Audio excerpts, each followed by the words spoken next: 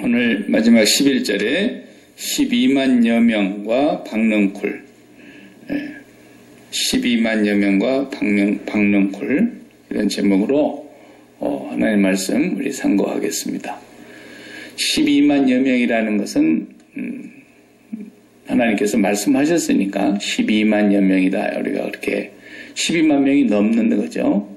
전에도 한번 잠깐 언급했지만 니느베, 정확한 단어는 니느베라고 그러는데, 니느베의 그 히브리어 원어 글자를 단어 하나씩 이렇게 해당되는 숫자가 있어요. 그 니느베라는 단어를 그대로 놔두고 그 단어에 해당하는 번호를 다 합하면 121 이렇게 나와요. 121.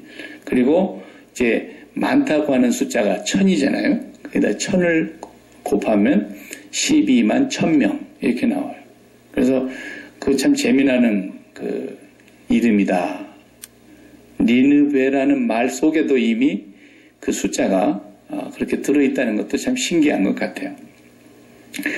이제 오늘 결론을 지을 텐데, 요나서 4장에서 참 무지막지하고 진짜 우리 애들 말로 한성질하는 요나가 이렇게 하나님 앞에 대들면서 그냥 하나님과 이렇게 그 갈등을 일으키는 선지자로서 도저히 이건 우리가 얼른 이해하기가 어렵단 말이에요. 예를 들어서 뭐 못된 사람, 아주 성질이 괴팍한 사람, 깡패, 모리배 같은 사람이 전도사가 지나가면서 예수 믿으세요. 그러면은 예수 믿어? 내 주먹을 믿어라. 그러면서 막 욕을 퍼붓거나, 지금이라도 하나님이 하늘에서 벼락을 쳐서 나를 죽이면 내가 믿겠다 말이야. 이렇게 악다구니를 하는 사람들이 있거든요. 가끔 보면. 안 믿는 사람이니까 그럴 수 있죠. 요즘은 이제 우리 여기 와서 하니까 그런 거 잘 못 봅니다만은, 서울역이나 그럴 때 우리 한국 살 때 보면은 막 시뻘겋게 불타는 지옥을 그리고 그 위에다 십자가도 또 딱 그리고 그래갖고 위에는 예수천당, 밑에는 불신지옥 이렇게 해가지고 막 어깨에 둘러매고 피켓 들고 막 그 비좁은 전철도 왔다 갔다 하면서 이렇게 전도하는 사람들이, 근데 전도하는 것까지는 누가 뭐라 하겠습니까? 그 양반도 나름대로 하나님의 어떤 은혜를 깊이 체험하고 나니까 예수님을 전하고 싶어서 하는 것인데, 그 정도 자기는 수준이 그 정도밖에 안 되니까 그 방식으로라도 해야 되겠다는 생각에 그냥 써갖고 무신고 나갔는데, 막 사람들이 거기다 대고 막 욕을 하는 것도 제가 보고 그랬어요. 그 이제 피곤해가지고 전철 타고 이제 집으로 퇴근하는 시간에 이리 좀 가만히 이렇게 눈 감고 이렇게 지금 이제 집에 가고 있는데, 갑자기 막 예수 천당, 그것도 막 목소리가 얼마나 그게 하루 종일 몇 날 며칠을 썼기 때문에 이 목소리가 아름다울 수가 없어요. 그게 나오는 소리가. 거기다가 또 거기까지만 가면 좋겠는데 불신지옥이라는 말을 하면은 막 사람들, 어떤 사람이 이렇게 쓱 이렇게 지나가니까 자기 앞으로 이렇게 딱 지나가는데 뒤에서 한 신사가 그러더라고. 탁 쳐다보면서 진짜 공해야 공해. 저런 인간들 때문에 하여튼 막 이러는 거야. 그러니까 이 사람이 가만히 또 가면 괜찮을 텐데, 당신 방금 뭐라 그랬어? 그러고 이제 피켓 내려놓고 한참 싸우더라고요, 또. 그래서 막 그 저주를 퍼붓는 거예요. 막 지옥 가고 싶어서 환장했어. 그러면서 막, 아이고. 그런 사람 전도를 좀 안 했으면 좋겠어요. 그렇게. 그렇게 그냥 막 악담을 퍼붓고 또 그냥 욕을 하면은, 그래, 주여. 내가 이렇게 하고 가니까 핍박을 하는군요. 사람들이 나를 비웃고 조롱하는군요. 그러면 하나님께서 또 뭐라 그러셨어요? 사람들이 너희를 핍박하고 조롱하고 그러면은 기뻐하고 즐거워하라.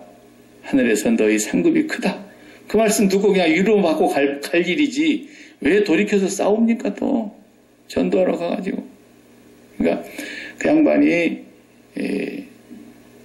비난할 수는 없는 것 같아요. 나름대로 자기도 뭐 전도하겠다는데, 우리는 그렇게라도 용기가 없어갖고 못하는 사람들이 태반인데, 그렇게 전도하러 다니는 사람 뭐 욕이야 할 수 있겠습니까만은, 가끔 보다 보면은 참 듣기 싫어서 악다구니를 하고 들으라고 뒤통수에 딱 아주 막 욕짓거리를 하고 그래요. 하나님까지 싸잡아서 막. 근데 요나가 그런다는 건 좀 이해가 안 돼요. 어떻게 요나가 선지자로서 하나님한테다 대놓고 죽여라 죽여라 그런 사람처럼 말이죠. 오늘 성경에 2번이나 그러죠. 2번이나. 여기 3절에는 여호와여 원하건대 이제 내 생명을 거두어 가소서 사는 것보다 죽는 것이 내게 낫겠습니다. 이런 말이에요. 죽여달라는 얘기 아닙니까? 그 다음에 또 뒤에 가서 8절에 보니까 해가 뜰 때에 하나님이 뜨거운 동풍을 예비하셨고 해는 요나의 머리에 쪼임해. 요나의 머리에 해가 쨍쨍 내리쬐니까 얼마나 뜨겁기도 하고 우리가 이렇게 땡볕에 오래 가서 나가서 있으면 그냥 고나해지죠. 금방.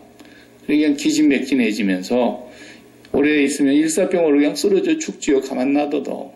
네. 죽고 싶으면 그냥 일사병에 그냥 물 마시지도 말고 가만히 들어놓 있다 죽지만은 왜 하나님한테다가 대놓고 죽여라 죽여라 그러냐 말이야. 자, 죽고 싶으면 그냥 모래밭에다가 그냥 머리를 파먹고 있든지, 죽고 싶으면 그냥 자기가 그냥 성벽 위에서 어떻게 하든지. 그러지 왜 하나님 보고 느닷없이 죽기를 구하여 이르되 사는 것보다 죽는 것이 내게 나으니이다. 그러니까 하나님께서 야, 너 왜 이렇게 썩을 내냐? 성내지 마라. 너도 성내는 것이 합당치 않다 말이야. 그러니까 여기 또 뭐라 그래요? 9절에 하반절에 보면 그가 대답하되 내가 성내어 죽기까지 할지라도 옳으니이다. 이야 정말 성내어 성납니다. 그래도 어딘데 성내어 죽기까지 할지라도 옳습니다. 여기 성낸다는 말이 뭔 말이냐면 이렇게 심장을 갈기갈기 찢는다 그런 뜻이에요. 이게 마음을 막 짝짝 찢는다는 거예요. 그래갖고 어디요? 죽기까지 할지라도 썩내는 것이 옳습니다. 이게 무슨 말이냐면 이런 얘기예요. 그냥 둘이 죽고 못 살게 그냥 사랑을 하다가 애인이 변심을 해가지고 딴 데로 가버렸다 이거예요. 그러면은 지금까지 그 애인하고 막 같이 지내면서 좋았던 추억이 있잖아요. 막 사진도 많이 찍어놓고 이런 거. 그런데 그냥 그걸 내일 꺼내놓고서 그냥 쫙쫙 찢어가지고 가기가기 찢어가지고 그냥 불에다가 탁 갖다 집어넣는 그거요 그거 지금. 하나님 내가 그냥 내 마음을 갈기갈기 쫙쫙 찢어서 그냥 불 속에다 갖다 던져넣어도 내가 그냥 죽었으면 죽었지 화가 안 풀립니다. 와, 저는 그런 또 배짱은 없어요. 우리 하나님 앞에. 연하는 정말 대단하시네요. 대단하시네요. 하나님한테다가 그렇게까지 막 해대는 거 보니까 그래 내가 뭐라 그랬냐고 난 그럴 줄 알았다고. 2절에 그러죠. 연하가 막 성을 내면서 내가 뭐라 그랬더냐 나는 당신이 그럴 줄 알았다. 내가 왜 다시스로 도망갔는지 아느냐.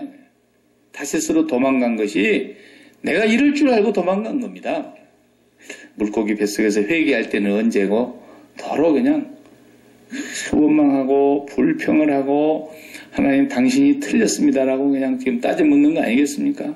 하나님은 인애가 크셔서 긍휼이 풍성하셔서 저 사람들이 회개하면 금방 용서해 줄 줄 내가 알기 때문에 그럴 줄 알고 내가 뭐라 했냐 그럴 줄 알고 나 도망간 거다 말이야. 지금 2절에 그렇게 말씀하셨습니다. 연하가 그러면서 죽는 것이 좋겠다 이렇게 말을 하는 거 보니까 참 이 요나서는 1차적으로는요 뭐 니느웨 백성이 회개하고 구원받는 거 물론 그것도 있죠.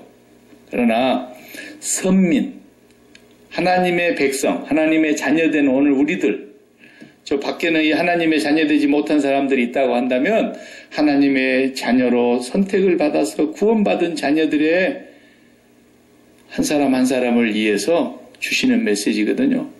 요나에게 주시는 메시지에 1차적으로 니느웨를 구원하려고 하는 것이 1차적인 게 아니고 요나의 그 못된 성정과 그 한성질하는 그 못된 괴팍한 마음을 하나님께서는 바꾸시기를 원하시고 그가 오히려 요나가 진정으로 하나님의 마음을 알기를 원하신 거예요. 이제 우리는 좀 덜 하겠습니다. 우리는 이스라엘이나 유대 민족이 볼 때 우리는 이방인이니까. 그러나 혈통적으로 자기들은 아브라함의 혈통의 자손이고 선택받은 선민이라는 그 자긍심이 하늘을 찔러요. 그러니까 이 사람들은 이방인들을 항상 그냥 어차피 저주를 받고 지옥으로 들어갈 존재들이라고 인정을 하고 있었어요, 자기들은. 그래서 선민의 우월감이라는 건 말로 할 수가 없어요. 그런데 하나님은 그런 하나님이 아니라는 것을 우리에게 보여주시는 것입니다. 그 성경을 한번 먼저 결론적으로 찾아보고 싶은 데가 있는데, 구약의 에스겔 18장에서 한 곳을 먼저 같이 한번 보고, 에스겔 18장 23절 말씀을 한번 보십시다.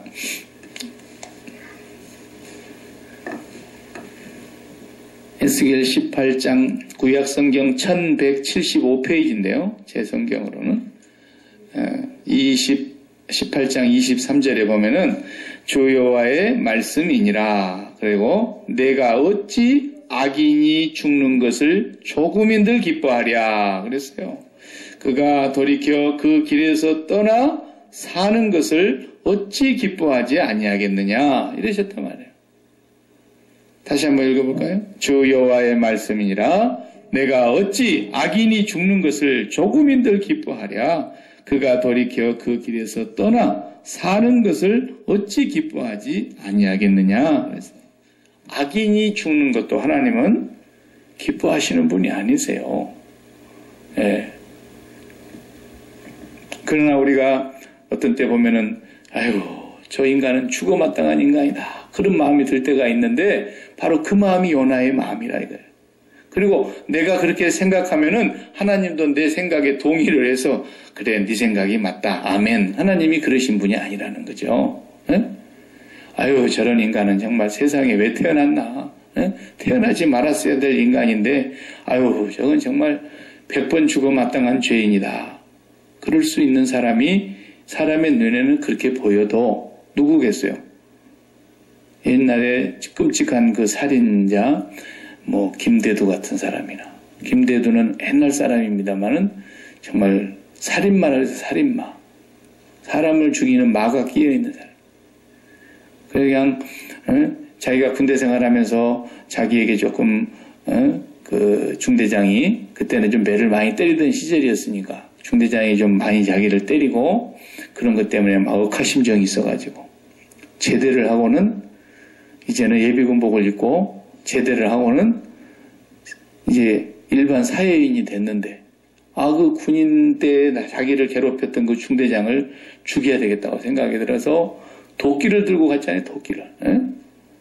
그래 중대장 그 관사를 찾아간 거예요.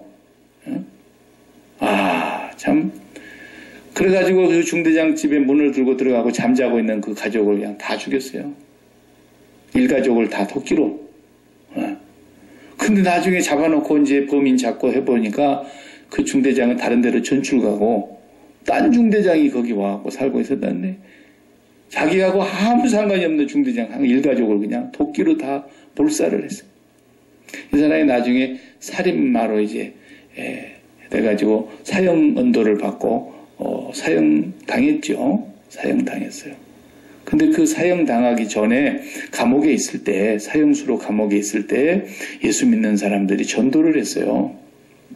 전도를 했는데 이 사람이 감옥에서 점점으로 회개하고, 회개한 정도가 아니라 감옥에 있는 그런 간수들이나 오히려 그 같이 감방에 있는 그런 동료들을 수많은 사람을 전도했어요. 그러면서 이 사람이 찬송을 부르면서 목에 이렇게 줄을 매서 이제 사형을 시키는 자리에서 찬송을 부르고 오히려 재판관 사형을 언도시키고 이제 앞에서 집행하는 그 집행관 앞에서 마지막 최후의 말을 하잖아요. 거기에 있는 모든 사람들에게 전도를 하고 죽었어요. 또. 그러니까 그렇게 악한 사람이 어떻게 있을 수 있겠어요? 사람으로서. 그런데도 불구하고 하나님이 보실 때는 내가 악인에 죽는 것을 조금인들 기뻐하겠느냐? 그 사람이 회개하고 구원을 받는 것을 내가 어떻게 기뻐하지 않을 수가 있겠느냐? 하나님이 에스겔 선지자를 통해서 말씀하고 계시는 거예요.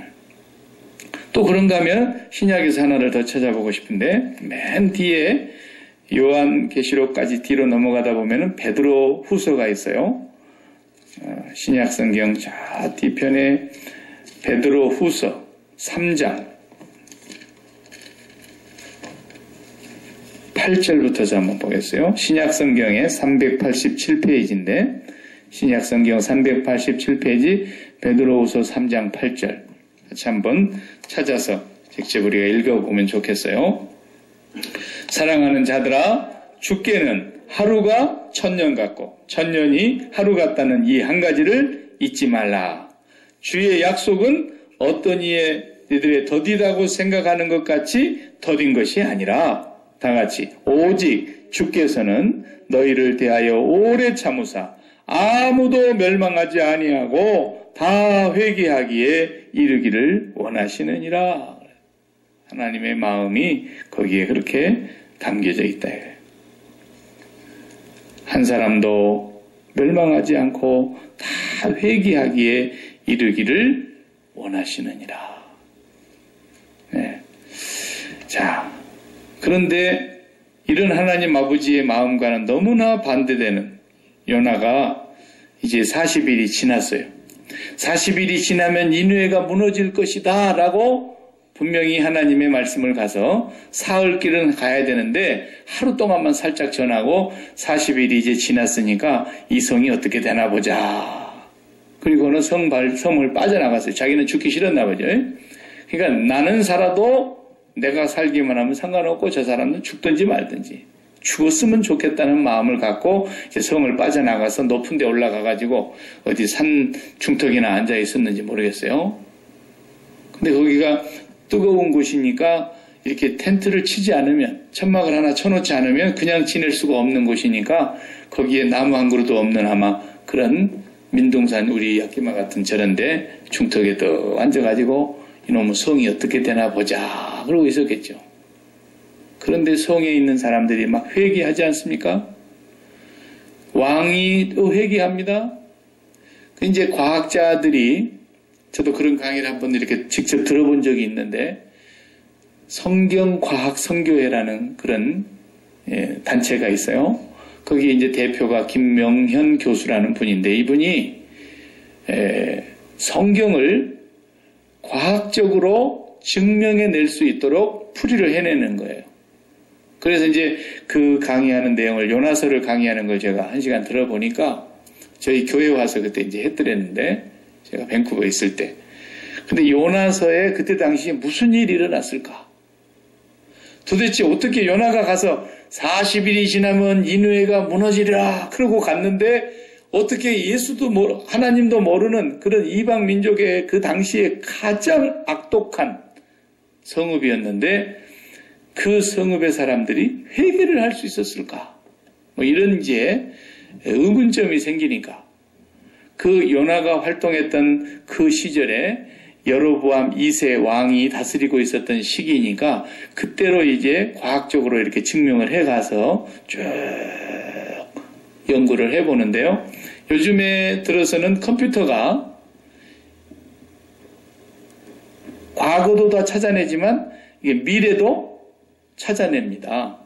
뭘 찾아내느냐? 이 태양이 돌고 지구도 돌고 태양을 중심으로 이렇게 전부 다 공전하고 자전한다 그랬잖아요. 그 우주가 이렇게 별들이 막 도는데 회전을 하는데 옛날에는 그걸 몰랐던 거죠. 근데 지금 이제 컴퓨터가 발달이 돼가지고 날짜를 딱 집어넣어서 이렇게 돌리면 예수님 탄생하셨을 때 지구에서 큰 별이 있었다 그랬는데 그게 뭔가 그것도 찾아내고요. 그리고 요나의 시대까지 거슬러 올라가서 그 시대에 천체가 어떻게 움직였는가, 태양이 어느 위치에 있었고 지구가 어느 위치에 있었고 지구와 가까운 화성이 어느 위치에 있었고 다 컴퓨터로 이렇게 돌리면은 보여줘요. 네. 근데 그게 요나의 시대로 거슬러 올라가서 계속 컴퓨터를 추적해서 올라가니까 그 화면을 이렇게 보여주거든요. 시계바늘이 거꾸로 돌면서 계속. 아마 요즘 그 강의가 인터넷에도 있더라고요. 올라와서. 그러면 그 요나의 시점으로 딱 올라가 보니까 그게 계기일식이 있는 날이었어요. 계기일식. 태양이 가려져 가지고 캄캄하게 보이던 날이었던 거죠. 네. 태양이 가리면은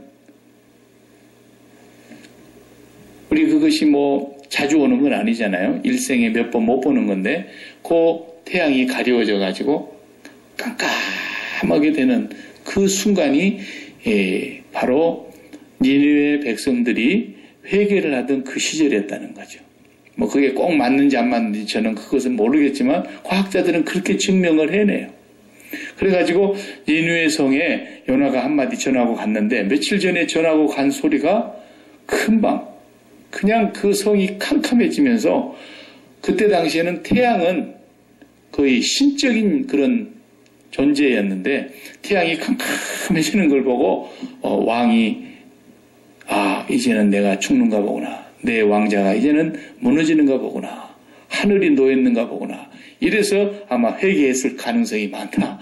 이렇게 말하는 사람들도 더러 있어요. 그건 과학자들이 하는 얘기고 분명한 거 한 가지는 니느웨 성의 회개가 어떤 이유였었든지 하나님께서 그 말을 요나가 한마디 했는데 회개가 시작이 된 거예요. 왕으로부터서 백성에 이르기까지. 그리고 백성들에게 명령하기를 집에서 기르는 가축도 전부 다 금식을 시켜라. 그리고 전부가 다 금식하면서 하나님 앞에 죄를 회개했다라는 거예요. 그러자 하나님께서 그 성을 용서하십니다. 그 용서하는 모습을 보면서 지금 요나가 화가 난 거예요. 자, 하나님은 참 또 재미있으세요. 오늘 본문 4장에 보면은 예비하셨다라는 말이 요나서에서 특별히 많이 나오는 말이 예비하셨다는 말인데 처음에는 뭘 예비하십니까? 큰 광풍을 바다에 내리셨다 해서 광풍을 예비하셨다. 도망갈 때 배가 깨뜨릴 정도로 막 광풍을 바다에 밀어 넣으셔서 그 다음에 또 뭘 예비해? 두 번째는 큰 물고기를 예비하셨다 그랬어요. 그래서 그 물고기가 하나님의 명령에 의해서 육지에다가 또 요나를 토해내게 하시고 또 뭘 예비하시냐면 지금은 박넝쿨을 하나를 예비하셨어요. 네. 박넝쿨을 다 예비하셔가지고 이 박넝쿨이라고 번역한 이 단어도 구약학자들 가운데는 물론 다 이미 그 정설로 밝혀졌지만 우리는 그냥 박넝쿨 이렇게 얘기했죠. 왜냐하면 옛날 초가지붕에 박넝쿨이 이렇게 딱 무성하게 자라면 그늘이 되잖아요. 근데 본래는 이스라엘에서 공부하신 이병렬 교수님이 직접 이게 히브리어를 가지고 직접 한국말로 번역한 성경을 보면 그분이 이제 히브리어를 전공하신 분이니까 그 이스라엘에서 직접 오랫동안 사셨으니까 그분이 한국에서 신학대학의 교수로 계시는데 그 구약학 교수님은 이걸 아주까리 나무라 그랬어요. 아주까리 나무. 아주까리 나무라는 건 우리 어렸을 적에 피마자. 피마자 나무라는 거예요. 그것이 이스라엘은 굉장히 나무처럼 크대요. 그냥 쑥 하나님이 자라게 하신 거니까 하나님이 예비하신 거예요. 그 피마자 나무가 잎사귀가 넓잖아요. 그게. 피마자 이렇게 씨도 우리가 까서 보면은 아주 이쁘지 않습니까? 까뭇까뭇하는 것이. 근데 그 아주까리 나무가 쑥 자라오는데 그 뜨거운 대학볕 밑에서 그늘이 생기니까 얼마나 좋습니까? 천막을 하나 쳐기는 쳤지만 천막만 쳐놔도 뜨근뜨근한데 그 천막 위에 이렇게 아주까리 나무가 쫙 그늘을 만들어주니까 좋단 말이에요. 그러니까 여기 요나가 기분이 좋았다 그랬어요. 박넝쿨로 인해서 기뻐했다. 오늘 우리가 읽은 본문에 보면 그렇게 나옵니다. 자, 6절에 하나님 여호와께서 박넝쿨을 예비하사 요나를 가리게 하셨으니 이는 그의 머리를 위하여 그늘이 지게 하며 그의 괴로움을 면하게 하심이었더라. 하나님은 이 괴팍하고 고약한 요나를 그 순간에도 이렇게 박넝쿨 아주까리 나무로 덮어줬다 이거예요. 그러니까 요나가 박넝쿨로 말미암아 크게 기뻐하였더니 기뻤어요. 근데 하나님 또 뭘 예비하셨다 그랬어요. 그 다음에 7절에 보면 벌레 한 마리를 예비하셨다. 하나님 재밌으시죠? 벌레가 그 아주까리 피마자 나무 밑에를 그냥 갉아먹게 해버린 거죠. 그러자 이튿날 새벽에 갉아먹어버리니까 시들어져 버렸어요. 자, 다시 해가 뜹니다. 뜨거운 동풍을 이번에는 예비하셨습니다. 나무가 이제 말라집니다. 뜨거운 동풍이 오는데 요나의 머리에 다시 태양빛이 쨍쨍 쪼입니다. 요나가 혼미하여 스스로 죽기를 구합니다.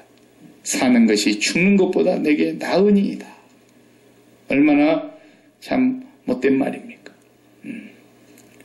이렇게 하나님 앞에 막 원망하고 불평을 털어놓고 그런 거예요.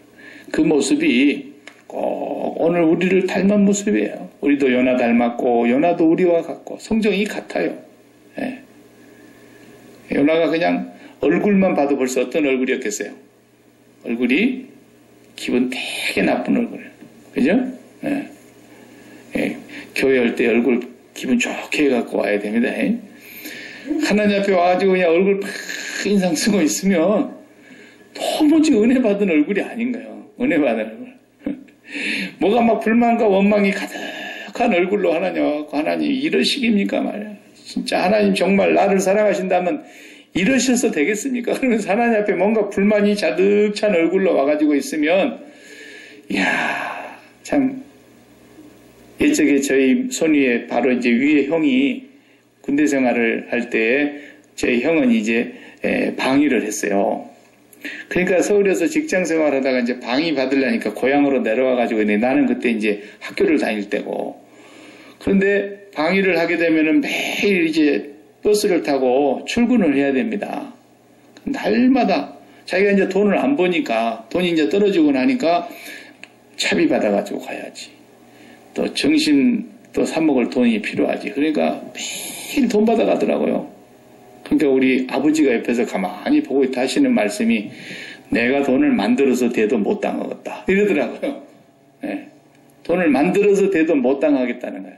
그래도 뭐 돈 벌다가 온 사람이 이제 돈이 다 자기 돈이 떨어지니까 이제 막 부족한 거죠. 맨날 돈 받아가는데 하루도 안 빠지고 돈 받아가는데도 불만스러운 얼굴이 항상 고마운 마음으로 받아가야 되는데 항상 조금만 더 주세요. 이거 하는 거죠. 그냥 뭐 감사하는 마음이 없어. 아무리 내 자식이라도 처음에는 군대 보내놓고 나면은 아이고 내 자식 왔냐 그래가지고 그냥 입는 거 없는 거 다 해서 막 먹이고 그냥 더 먹이려고 애를 쓰고 그러는데 한 달에 2번씩 나와봐요. 올 때마다 돈 들죠. 또 용돈 뜯어가지요. 떡에서 보내야지요. 그러면 계속 오면 어떻게 되겠어요? 또 왔냐 그러지. 그런데 하나님께서 세상에 요나를 보니까 이건 얼굴이 은혜 받은 얼굴이 아니야. 얼굴이 다 죽은 얼굴이고 썩은 얼굴을 해갖고 있는 거죠. 나는 진짜 언젠가 보니까 내가 그러더라고. 내가 오래전에 그때 하나님께서 내게 그 마음에 감동을 주셔서 제가 참 진짜 그때 은혜를 안 주셨으면 지금도 인상 쓰고 다녔을 것 같아요. 얼굴도 비쩍 말라갖고 살아나도 없고 껍데기만 있는 데다가 인상까지 쓰고 다니면은 그거 뭐 얼마나 참 사람이 날카롭게 보이겠어요. 에? 근데 하나님께서 하루는 제게 감동하시기를 야 목회는 내가 할 테니까 난 네 얼굴 웃는 거 한 번만 봤으면 좋겠다. 하나님께서 에? 네 행복해갖고 정말 사는 모습 한 번만 봤으면 좋겠다. 목회는 내가 할 테니까 너 신경 쓰지 말고 내가 하지 네가 하냐? 그렇죠. 내 안에 사신 이가 그리스도라면 그리스도가 하시는 것이지 내가 하는 게 아닌데 내가 하려고 했을 때 말이죠. 네 얼굴 한 번이나 행복하게 있는 걸 봤으면 내가 좋겠다. 목회 그만두고 정말이에요. 우리가 받은 은혜가 얼마나 큰데 우리가 하나님 앞에 구원받은 이 한 가지 은혜만 가지고도 우리는 이미 어마어마한 복을 다 가진 사람 아닙니까? 우리가 최고의 큰 보화를 가진 사람이라고요. 에? 천국까지 그냥 예약을 다 받아주셨지. 에? 거기다가 우리가 이 땅에 살면서 하나님의 자녀로 살도록 하셨지. 죄인이기는 니나 나나 다 도토리 키재기고 다 똑같은데 어떻게 우리의 이 강팍한 마음을 하나님이 녹이셔가지고 예수를 믿게 하셨냐 말이에요. 어떤 사람은 그냥 얘기를 하면은 하나님 앞에 그렇게 악다분이를 하고 하나님을 조롱하는 소리 하고 예수 믿는 사람 막 저주하는 욕을 퍼붓는 사람이 있는가 하면 저 바로왕 같이 강팍한 사람이 있는가 하면 우리는 어떻게 예수를 그렇게 믿게 되었을까 말이에요. 어떻게 하나님은 나에게 이렇게 특별한 더 귀한 은혜를 주셨을까? 이미 받은 은혜가 너무너무 감사한데 또 하나님 앞에 뭐 못 받은 것처럼 와가지고 인상 팍 쓰고 하나님 정말 이러기십니까 말이야. 에? 이렇게 하고 있으니까 하나님께서 야, 또 왔냐? 정말 글 않으시기가 다행이죠. 우리 아버지가. 우리는 너무너무 큰 은혜를 받은 사람들이에요. 이미 복을 받았는데 뭘 더 달라고 그래, 뭘. 더 달라고 할 것이 사실은 없지 않아요, 우리가. 솔직히 하나님 앞에서 우리가 더 달라고 할 것이 뭐예요? 저주는 안 받으면 우리는 다행이었던 인간이었는데 하나님이 날 같은 죄인을 이렇게 용서하시고 우리는 구제 불가능한 인간이었는데 세월이 지나서 우리가 조금 마음이 바뀌어가지고 좋은 사람이 될 가능성도 없는 존재들인데 하나님의 성령을 우리에게 보내셔서 우리가 마음을 새롭게 하게 하시고 우리를 거듭나게 하시고 새로운 존재로 만들어주셔서 정말 예수님의 은혜가 아니면 우리가 지존파 같은 사람이 됐을 거예요. 지존파. 지존파 아시죠? 잡아가지고 사람을 죽인 것으로 끝난 거 아니에요, 얘들은. 그 사람의 고기를 먹었어요. 한국의 그 지존파 애들이. 그래서 걔네들도 다 5명 다 사형시켰죠? 그 사형시켰는데 그 애들이 사랑의 교회 이재명 집사님이라고 서초구에 있는 그 사랑의 교회 이재명 집사님. 연세 많으신 아버지, 할아버지 같은 분인데 이분이 그 애들에게 계속해서 가서 전도해가지고 마음문이 열릴 때까지 편지를 보내고 100통도 보내고 안 받으면 또 200통도 보내고 끝까지 편지를 보냈는데 하나님이 그 강팍한 아이들의 마음을 열게 하셨어요. 그리고 그 편지를 이제는 읽고 면회를 가면 안 받아줬던 사람이 면회를 했어요. 그리고는 예수님을 영접하고 다 예수를 믿게 했어요. 이 아이들이 마지막 또 죽으면서 아까 김대두처럼 말이죠. 그 앞에 집행관들에게 전도를 했어요. 다 전도를 하고 저는 한때에 이렇게 돼서 못된 죄를 짓고 내가 법에서는 심판을 받고 이렇게 죽지만 하나님은 날 같은 죄인을 용서해 주셨습니다. 그러면서 그 집행관들을 전도했다니까요. 그렇게 하고 전부 사형장에서 이제 사형을 당했어요. 하나님은 지존파 같은 그런 끔찍한 그 애가 나중에 처음에 잡혔을 때 인터뷰를 한 건데 지금도 생생하게 기억합니다. 내가 우리 어머니를 못 죽인 것이 한이 된다 그랬어요. 와, 어떻게 사람의 마음이 그렇게 될 수 있을까요? 그러던 사람도 성령이 임하시고 하나님의 사랑과 긍휼이 임하니까 마음이 녹아져서 예수님을 영접하고 회개하고 구원을 받게 하시더라는 거죠. 하나님은 악인이 죽는 것을 내가 어찌 조금인들 기뻐하랴. 내가 그 사람 정말 죽었으면 좋겠다 이랬을 때 하나님이 내 생각에 아멘 절대 그러시지 않는다는 거예요. 하나님은 내 생각과 같은 분이 아니라는 것입니다. 요나는 그런데 그런 마음을 품고서 이렇게 하니까 하나님께서 이제 10절에서 11절에 또 같이 보십시다. 너 성내는 것이 어찌 옳으냐 그러니까 내가 성내어 죽기까지 할지라도 옳습니다 하고 덤비는데 여호와께서 이르시되 네가 수고도 아니하였고 재배도 아니하였고 하룻밤에 났다가 하룻밤에 말라버린 이 아주까리 박넝쿨을 아꼈거든 다같이 하물며 이 큰 성읍 니느웨에는 좌우를 분별하지 못하는 자가 12만여 명이요 가축도 많이 있나니 내가 어찌 아끼지 아니하겠느냐 하시니라. 아멘. 이 성읍에 좌우를 분별치 못하는 12만여 명이 살고 있는데 그 중에 애들도 있고 저 어린 아이들까지도 내가 어찌 불쌍히 여기지 않겠냐. 너는 네가 심었냐? 그 아주까리 나무를?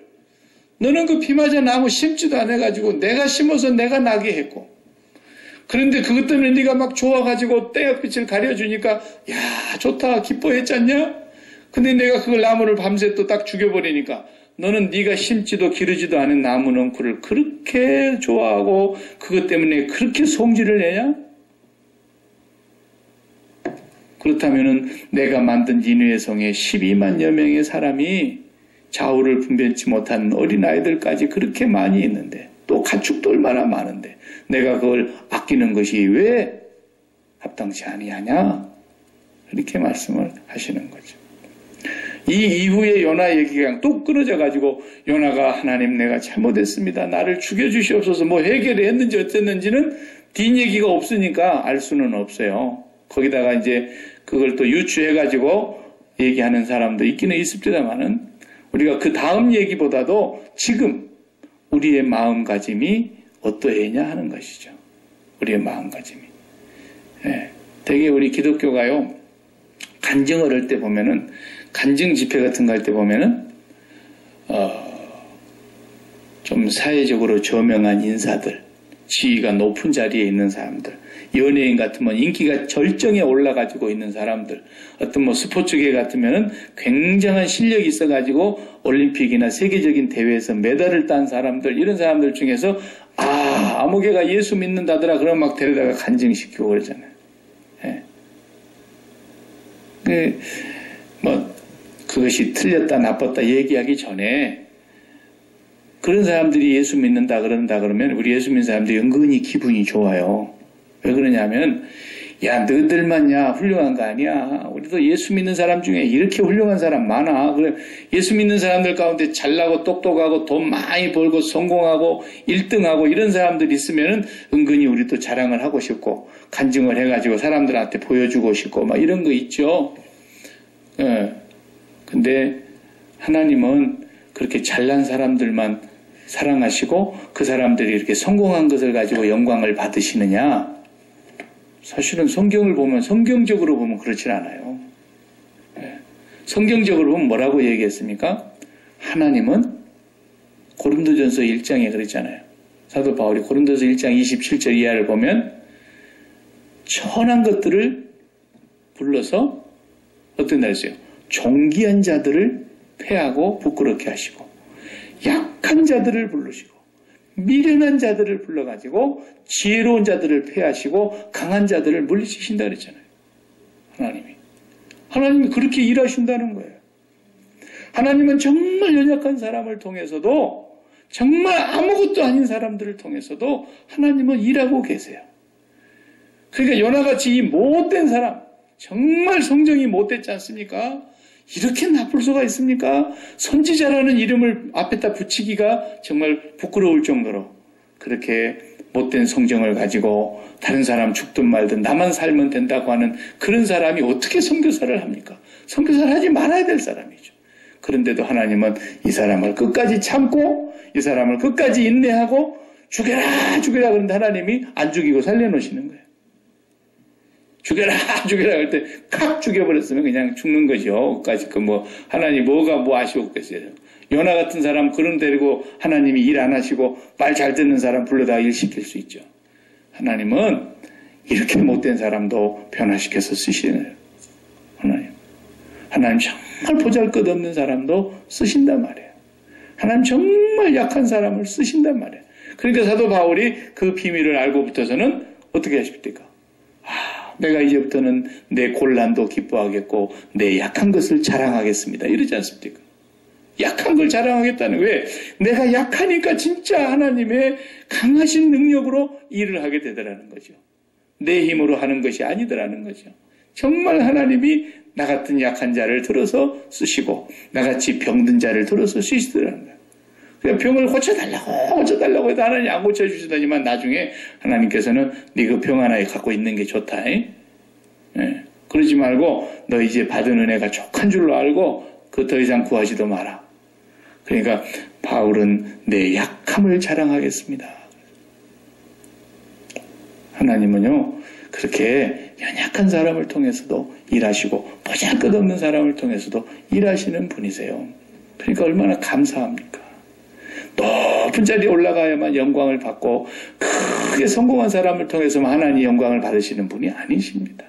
하나님은 정말 실패한 사람, 세상에서는 쓰레기처럼 낙오된 사람이랄지라도 하나님께서 그 사람을 변화시키고 긍휼과 사랑을 베풀어서 일하시는 분이라는 거죠. 그러니까 우리가 자녀들 가르칠 때에도 그걸 분명히 얘기해야 돼요. 나는 너희들이 세상에서 꼭 성공하는 사람이 되고 높은 자리에 올라가는 사람이 되기를 바란다. 그런 얘기 하지 마요. 제가 지금까지 역사를 공부를 해보니까 높은 자리에 올라간 사람들이 다 어디에 가 있었어요? 감옥에 가 있었어요. 전부. 우리나라 헌정사상 역사를 가만히 보세요. 이제 또 박근혜 대통령도 내려놓고 감옥에 보낼 참이야 지금. 그리고 그 실세의 권력을 쥐고 있는 사람들이 전부 실세에서 내려오면 어디로 갑니까? 다 감옥대학으로 들어가잖아요. 전부 감옥으로 입학을 시켜요. 강한 사람들, 실세라고 하는 사람들이 전부 다 감옥 가는 거 보세요. 강한 사람이 되고 성공한 사람이 되고 높은 자리에 올라간 사람이 되고 부자가 되어 하나님 영광 받으시는 게 절대로 아니라, 그러니까 우리가 자녀들한테도 얘기할 때 뭐라고 얘기해야 돼요?